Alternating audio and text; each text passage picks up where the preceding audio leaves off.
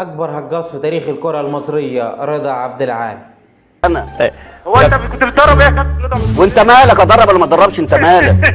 انت هتلاقي حد تدربه اصلا. ماشي، مش هدرب حد لان اصلا فكري ما يمشيش مع اللعيبه اللي زيك. انت كنت لسه بتقول اول امبارح باين المدربين كلهم هجاصين، انت اول واحد. طب ما كويس والله يا كابتن. مش مشكله هجاصين، ما هو كله بيهجص على انت كله. معترف ما هو وانت بتهجص في الملعب يعني، وانت في بتهجص. الفترة الأخيرة تصريحات رضا عبد العال دايما في الإعلام بتخلي الناس كلها تختلف معاه. في ناس كتير بتحبه وبتأيده وشايفة إن هو شجاع وما بيهموش حد، وناس كتير شايفة إن هو راجل هجاص وبيقول أي كلام.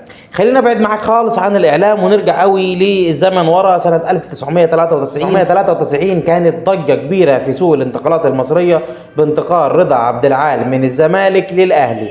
وفي الفترة دي كان رضا عبد العال لعيب خرافي بيرقص أي حد وبيراوغ الملعب كله وبيروح يجيب جون. خليلك تستمتع كده برضا عبد العال، من أفضل اللعيبة اللي لعبت في مركز رقم 10 في تاريخ مصر.